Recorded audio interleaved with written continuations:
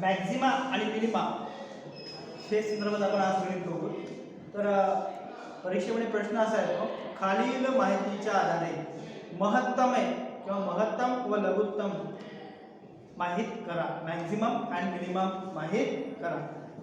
मग त्याच्यामध्ये y एक समीकरण दिलेलं असतं. समजा हे समीकरण दिलेलं आहे, y x 2x चा तिसरा घात अधिक 3x चा दुसरा घात वजा 36x अधिक 10. ओके. आता आपल्याला तुम्हाला मी 3-4 स्टेप लिहून दिले की मॅक्झिमम आणि मिनिममच्या गणित कसं करायचं. पहिली स्टेप काय, नेसेसरी कंडिशन. म्हणजे पहिल्या स्टेप म्हणजे आपल्याला पहिला डेरिव्हेटिव्ह काढायचा. नेसेसरी कंडिशन काय, the necessary condition is derivative of y with respect to s is equal to 0. म्हणजे दिलेले जे समीकरण आहे ते समीकरण असं गणित करा की ते 0 आहे आणि त्याचा डेरिव्हेटिव्ह काढायचा. कसा काढणार, तर बघा की x च्या संदर्भात डेरिव्हेटिव्ह करत असताना 3 ने सोमाच्या संख्येला गुणायचा. 3 दुनी 6, त्यानंतर 3 मधून 1 गेला 2 म्हणजे 6x चा वर्ग अधिकला अधिक परत बेत्रिकम 6, 2 मधून 1 गेला 1 राहिला, 1 घ्यायची गरज नाही, 6x वजाला वजा इथं काय काहीच नाही म्हणजे 1 आहे. 1 गुणिले 36 36, 1 मधून 1 गेला 0 म्हणजे x काय आहे 0 आहे, म्हणजे x घ्यायची गरज नाही आणि याच्यासोबत x नाहीच आहे म्हणून 10 घ्यायची गरज नाही. ते कॉन्स्टंट घटक आहे, त्याला काही घ्यायची आवश्यकता नाही. Is equal to 0. हे झालं तुमचं पहिलं समीकरण पहिल्या डेरिव्हेटिव्ह पासून मिळालेलं, ज्याचा उपयोग आपल्याला सेकंड डेरिव्हेटिव्ह जे सफिशियंट कंडिशन आहे त्याच्यामध्ये करायचा. आता काय करायचं, हे आलेलं ते तुमचं समीकरण आहे 6x चा वर्ग अधिक 6x वजा 36. या समीकरणाला असा एक घटक कॉमन काढायचा की ज्याच्यामुळे हे तिन्ही घटकामध्ये ते निघेल. असा कॉमन घटक एखादी कॉमन संख्या किंवा कॉमन अक्षर काढायचं. तर काय निघाले तू, त्याच्यातून कॉमन निघाले 6.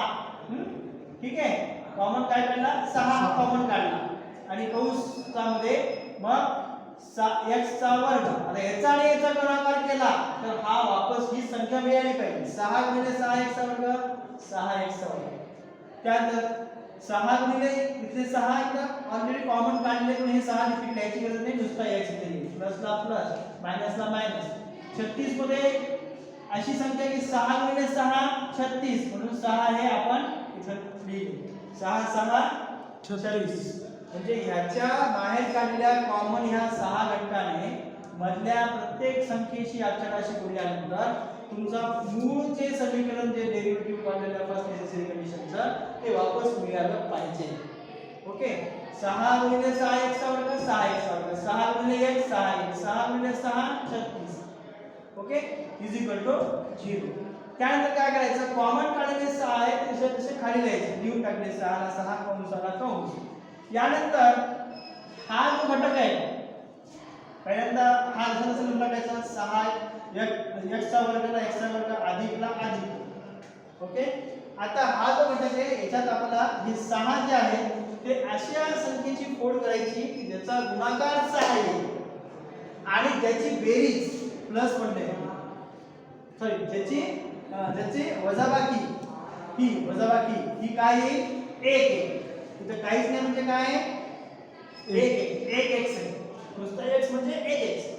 गुणाकार केला तर काय आलं पाहिजे 6 आलं पाहिजे आणि वजाबाकी केली तर काय आलं पाहिजे 1 आलं पाहिजे. तर ती कशा 1 आला पाहिजे, कसा आला पाहिजे पॉझिटिव्ह आला पाहिजे, निगेटिव्ह 1 आलं नाही पाहिजे, पॉझिटिव्ह 1 आलं पाहिजे.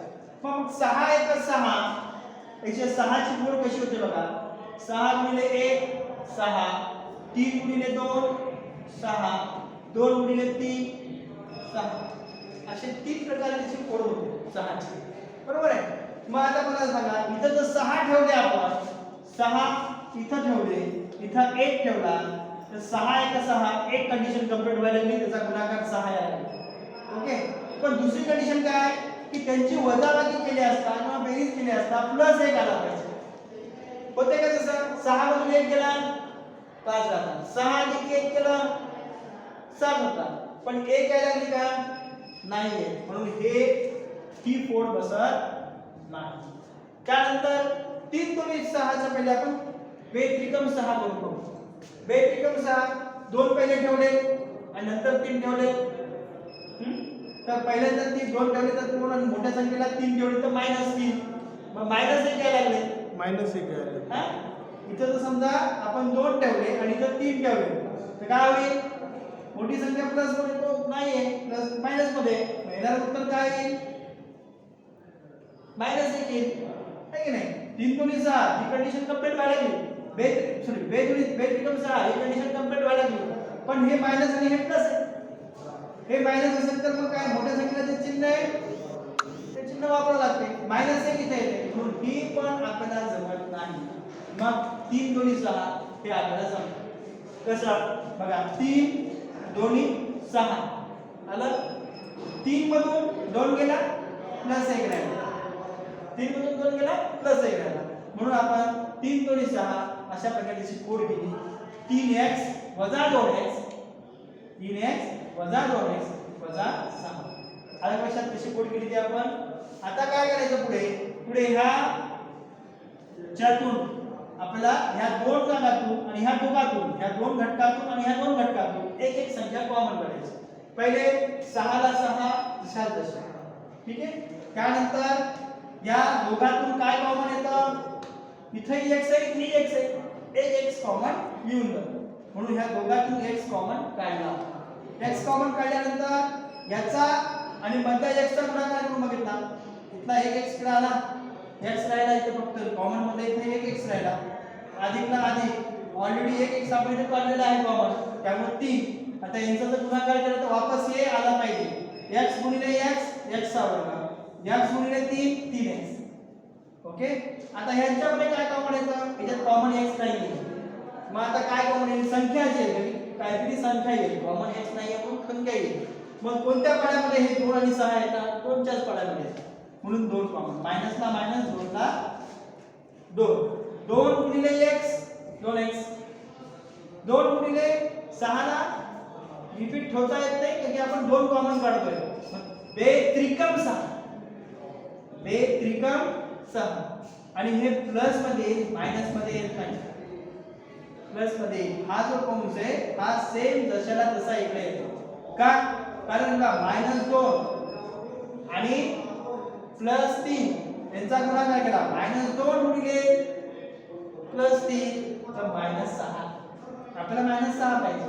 इथे जर मायनस चिन्ह दिलं असतं तर -2 गुणिले -3 मायनस मायनस +6 झाले असते, पण वरती काय -6, म्हणून आपण इथं प्लसचं चिन्ह, म्हणजे हा कंस आणि हा कंस सेम येतो.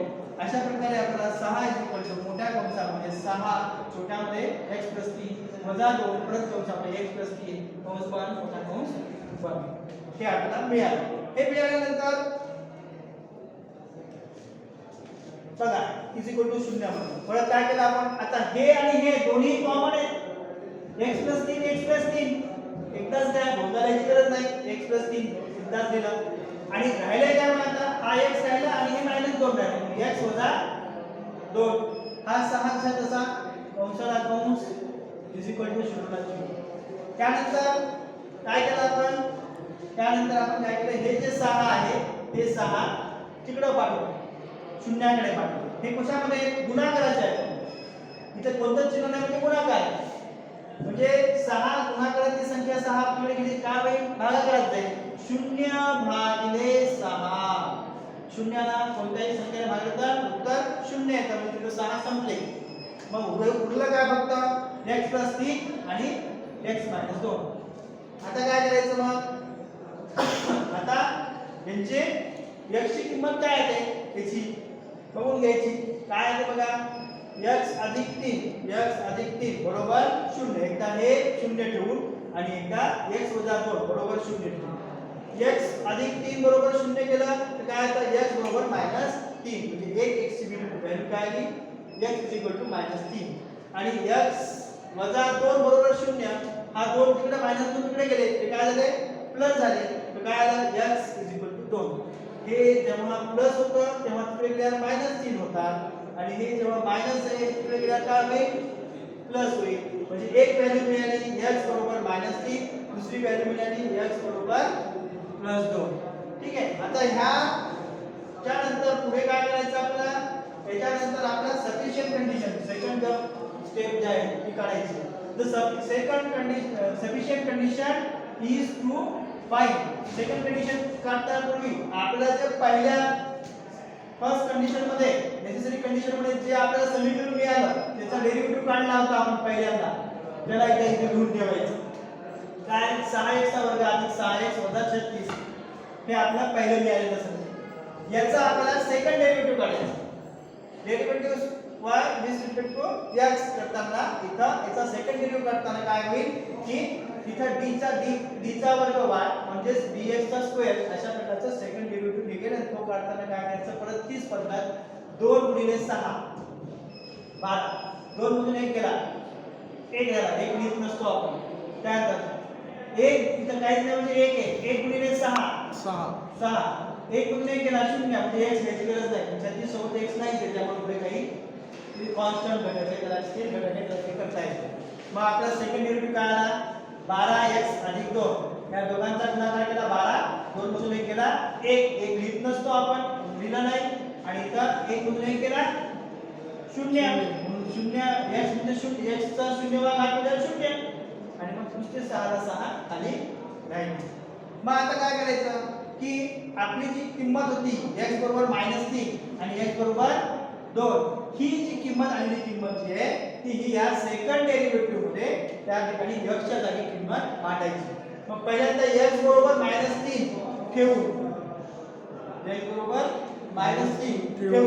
मग derivative second derivative is equal to 12x अधिक 6. मग याच्यात x च्या ठिकाणी -3 ही किंमत ठेवली 12 कंसामध्ये -3 अधिक 6 म्हणून म्हणजे काय झालं आता 12 त्रिकम 36 हे प्लस आहे हे मायनस आहे -36 अधिक ला अधिक 6 ला 6. मग -36 मधून +6 गेले -30 मग आता हे काय आलं मायनस मध्ये आलं आणि मायनस मध्ये आलं तर काय म्हणतो आपण रिझल्ट इज निगेटिव्ह. निगेटिव्ह आलं तर काय म्हणायचं म्हणतो मी मॅक्सिमम. म्हणून x इज इक्वल टू -3 हे मॅक्सिमम आहे. हे काय आहे मॅक्सिमम आहे. आता इथे आपण काय केलं x बरोबर -3 ही किंमत ठेवली सेकंड डेरिव्हेटिव्ह मध्ये.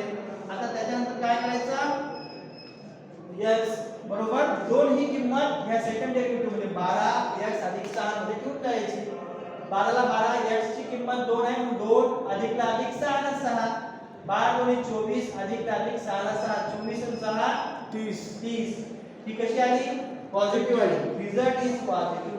म्हणून x 2 ही जी किंमत आहे ती काय आहे मिनिमम आहे. मॅक्सिमम आणि मिनिमम हे कसं काढायचं ते आता आपण इथं पाहिलं. आलं लक्षात? ओके.